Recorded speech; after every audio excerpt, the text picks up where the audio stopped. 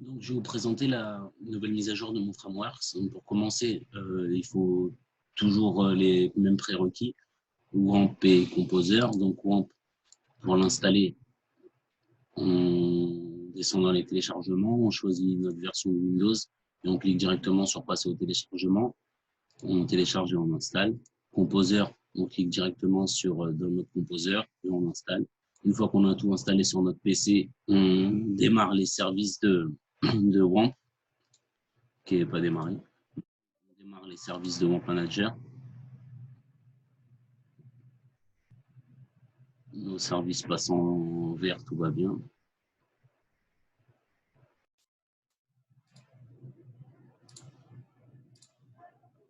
Donc voilà, on a WAMP qui est démarré, tout va bien. Donc maintenant, on ouvre notre terminal d'invite de commande et on se rend à l'intérieur de notre dossier 3W dans WAMP. Et on lance notre commande Composer pour créer notre projet. Donc Composer, Create Project, CMR Web /CMR Framework.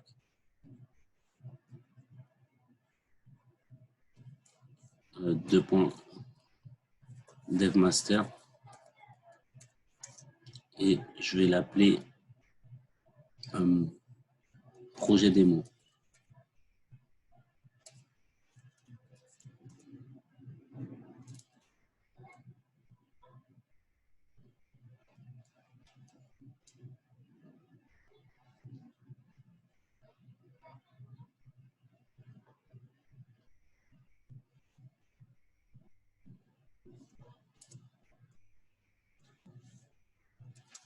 Donc, je run CD Project démo. Je vais à l'intérieur de mon dossier. Et là, je vais l'ouvrir dans Visual Studio pour utiliser le PowerShell de Visual Studio. Donc, j'ouvre le terminal de Visual Studio. Et en fait, dans le PowerShell de Visual Studio, j'ai juste à faire cd lib. Là, je peux faire CLI/CMR. Et du coup, j'ai accès à mes commandes. Sinon, sur ce terminal-là, du coup, le terminal d'origine ou sur le guide bash ou peu importe, du coup, il faut faire PHP. Non, du coup, il faut faire cd lib/CLI. Et là, du coup, je fais PHP cmr.php. Et du coup, c'est le même rendu. Mais je suis obligé d'exécuter toutes mes commandes par PHP cmr.php et ensuite j'écris mes commandes. Alors que là, je vais juste passer mes commandes directement après le CMR qui m'a proposé. Donc là, une fois que j'ai initialisé mon projet, donc là, ça m'a généré mon projet avec mon arborescence. Donc, je vais déjà commencer par démarrer mon projet. Donc, je mets Start, démarrer le serveur local. Il me lance ma page d'initialisation de mon projet. Donc, ma Progressive Web App, je vais l'appeler projet démo.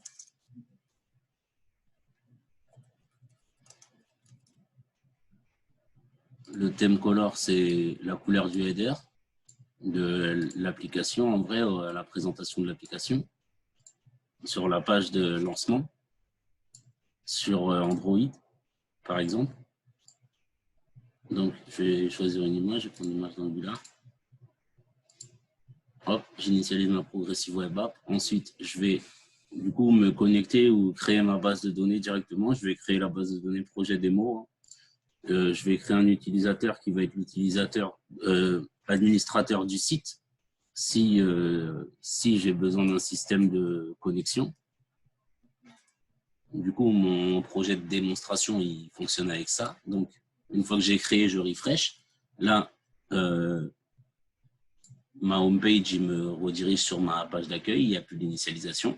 J'ai un petit bouton réinitialiser au cas où je veux réinitialiser mon application à zéro. J'ai ma page dev, en fait, juste pour montrer comment je peux avoir différentes pages. Hein, c'est les modules qui sont en développement. Et articles qui nécessitent une connexion, du coup.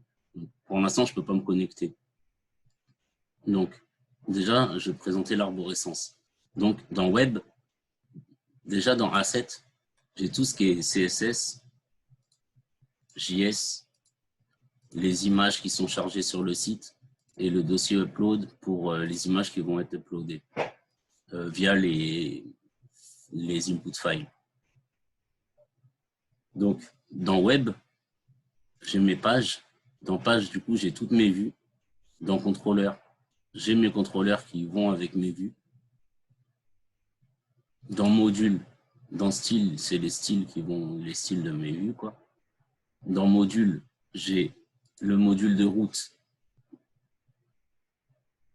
qui représente ce que je vais écrire dans l'URL et la page contrôleur qui va me chercher. Là, par exemple, si dans l'URL, j'écris edit, il va aller me charger la page post et le contrôleur post. Donc, la page post et le contrôleur post.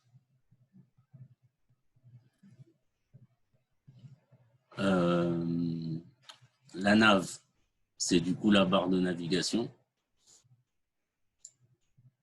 Donc, du coup, si je clique ici, je balance sur Dev.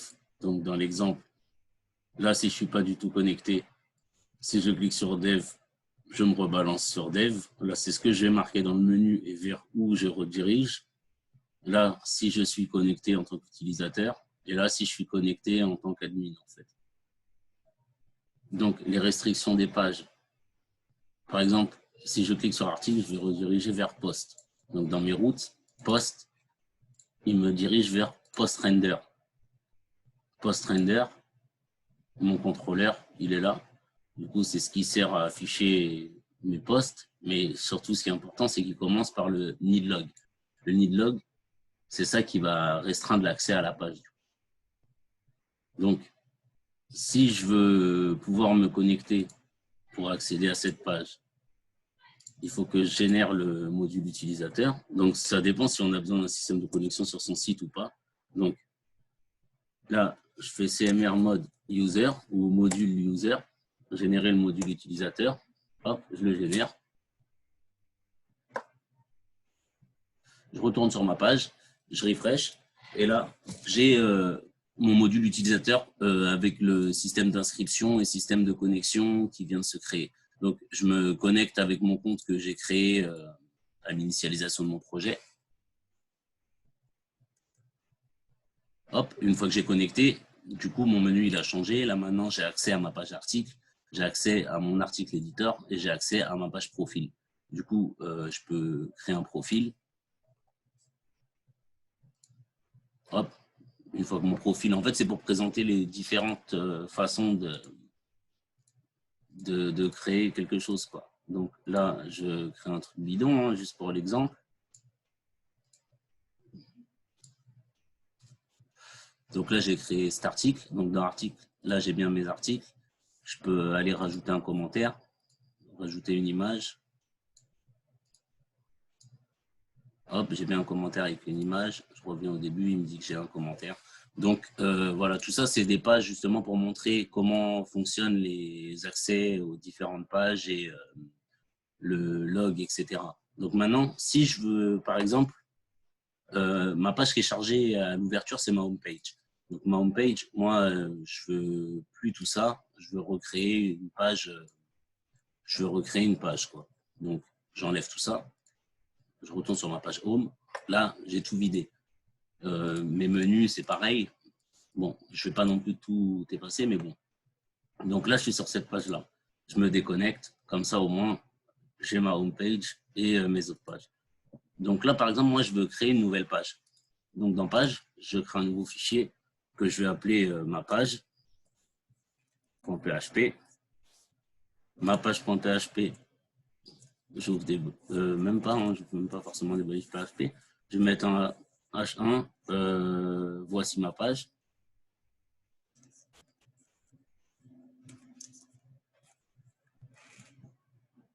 Donc du coup, pour accéder à ma page, maintenant, il faut que j'aille dans mes routes et que je rajoute une route. Donc du coup, là, il marche un peu à l'envers, mais c'est parce que mon truc, je le génère automatiquement, donc je continue à marcher de cette manière-là. Donc, quand moi, dans l'URL, en fait, je vais montrer l'exemple. Moi, dans l'URL, je veux aller sur page et je veux que quand je vais sur page, ça me redirige vers ma nouvelle page que je viens de créer. Donc moi, dans l'URL, je veux écrire page et je veux que ça me dirige vers ma page contrôleur qui s'appelle page. Mais du coup, comme j'ai pas de contrôleur, en fait, je lui dis juste page nulle. Parce que ma page n'a pas de contrôleur. J'ai pas le C underscore ma page. Donc, je peux pas le charger comme ça. Et du coup, il faut vraiment qu'il s'appelle comme le nom de la page. Donc, je vais le rename. Je vais l'appeler juste page.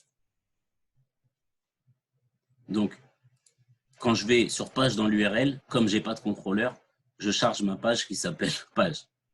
Donc, là, si je vais sur page dans l'URL, hop, je charge bien ma page. Il me dit, voici ma page. Donc,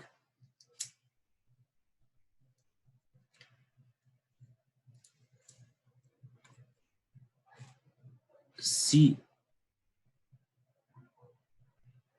Donc voilà comment créer une page simplement si c'est une page sans contrôleur. Du coup, là, on peut mettre autant de contenu qu'on veut, mettre un petit style CSS qui est chargé avec, en prenant le même exemple que sur la home page. Là, je reprends mon style de ma home page, je le remets là. Là, je ne vais pas charger home CSS, mais je vais charger page CSS. Et là, dans le style, je crée un fichier que je vais appeler page.css. Comme ça, il me charge ce style pour cette page. Donc, voilà comment rajouter une page dans les routes et pour le rajouter dans la navigation.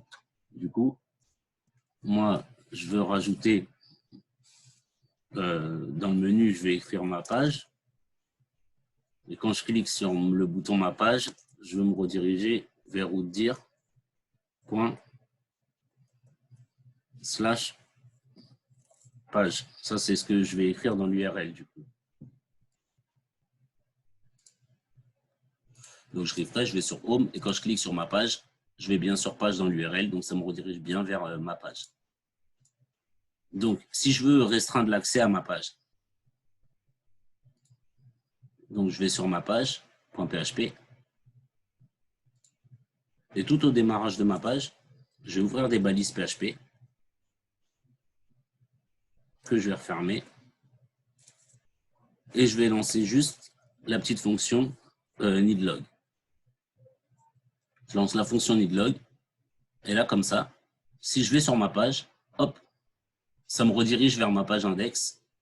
Je vais écrire quelque chose dans ma page index, dans ma page home. Du coup, je vais mettre un H1 avec écrit home.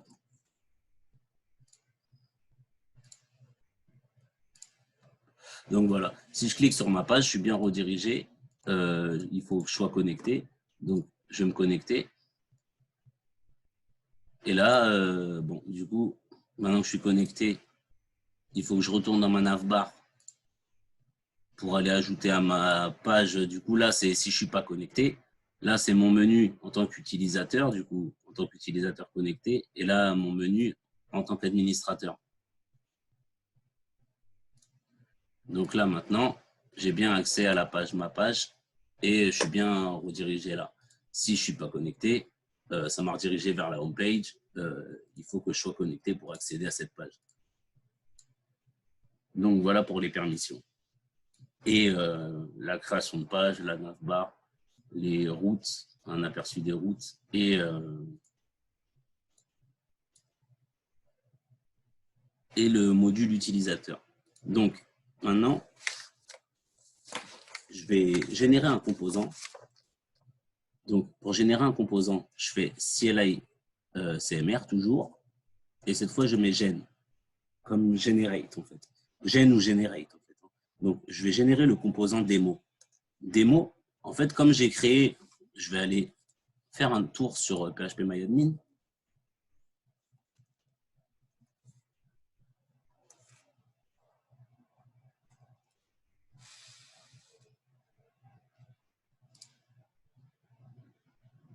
Donc, mon projet, il s'appelle projet démo.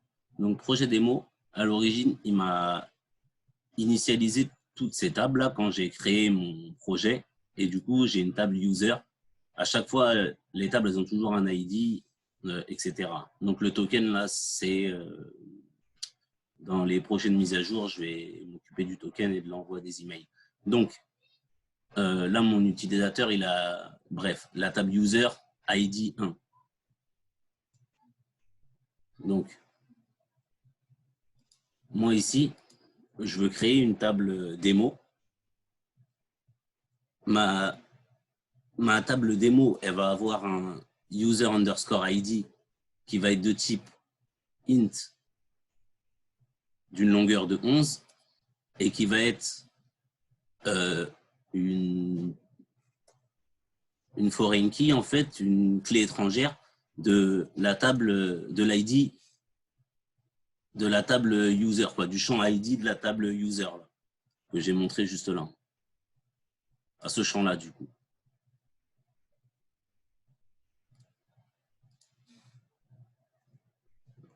Il va avoir par exemple un nom de type char. En fait, à la place de mettre varchar, je peux lui mettre une longueur de 100 ou je peux rien mettre, ça lui met directement une longueur de 255. Je peux générer aussi un pass. En fait, à chaque fois, le premier mot que je mets, c'est comment je vais appeler ma table. Ensuite, son type, sa longueur. Et ça, c'est si je veux créer une clé étrangère, en fait. Donc là, je lui dis un nom de type varchar d'une longueur de 100, un pass de type password. Je vais le laisser par défaut, une longueur de 255. Password, en fait, ça va être juste, il va me le hacher quand il va me l'envoyer dans la base de données, il va me générer un input de type password. Donc, du coup, on va voir tout ça soit rendu, en fait. Ensuite, je vais créer une image de type file ou image. Je vais laisser aussi une longueur de 255. Je vais mettre un âge de type int. Je vais mettre une date de type date. Et je vais mettre un message de type texte. En fait, pour montrer les différents champs qu'on peut créer, qu'on peut générer et les différents inputs que ça va nous générer. Donc, je mets entrée, générer le composant démo. Hop, je le génère. Il m'a rajouté ma route, démo égale démo. Là, ici, il m'a créé un lien. Donc, je clique dessus et j'arrive sur ma page. Donc, il m'a généré ma page avec mon composant user où je peux directement insérer un user, avoir un nom, un password, choisir une image. Je vais changer d'image, je vais mettre celle-là. Hop, là, je peux passer un âge, je peux choisir une date et écrire un message sur plusieurs lignes avec des accents, etc.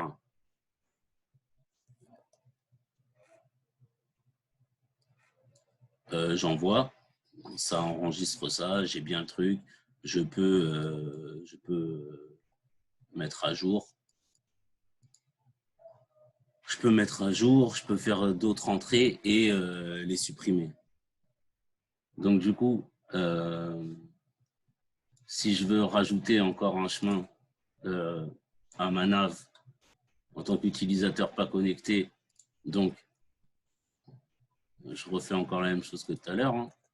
Hop, là, quand je veux aller dans ma navbar, je vais avoir un bouton démo qui va me rediriger vers ma page démo.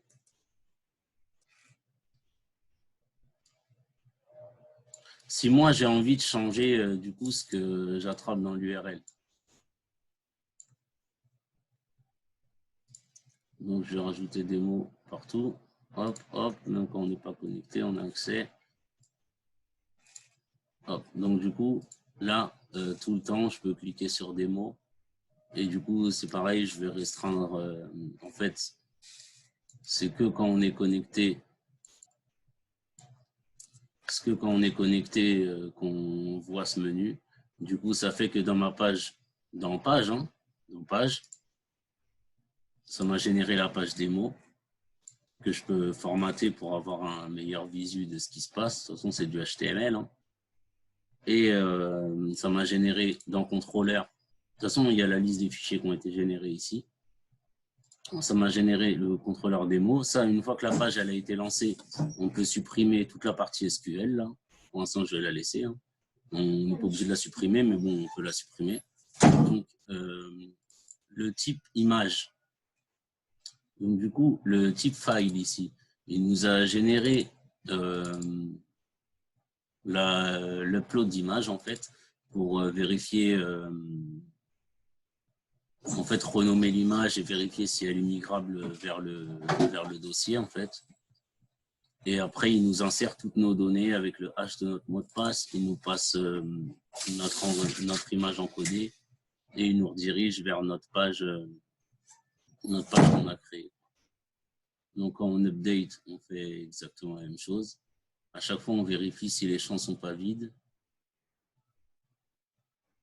Et quand on délète, on passe juste un post ID et on le délète. Donc, voilà.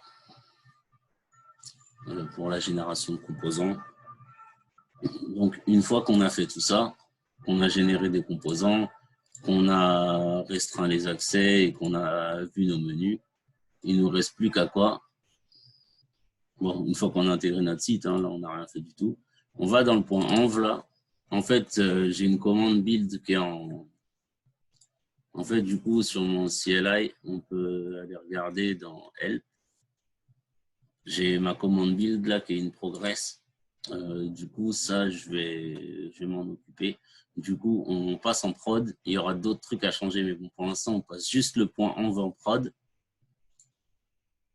On revient sur notre page. Et là, du coup, on peut installer notre site en tant qu'application. Donc, avec les paramètres qu'on a définis à l'initialisation, on l'installe. Hop, on a notre application qui fonctionne, qui s'installe sur le bureau, qui s'installe sur téléphone ou iPhone, Android, peu importe. Donc, je vais aller le rouvrir sur le navigateur. Non, je vais aller ouvrir l'application du coup. Là, il me l'a mis où? Projet démo. Donc, hop, il m'a ouvert l'application. Je vais ouvrir l'inspecteur. Je vais aller dans Network. Je vais aller couper Internet. Et là, du coup, je vais refresh et voilà.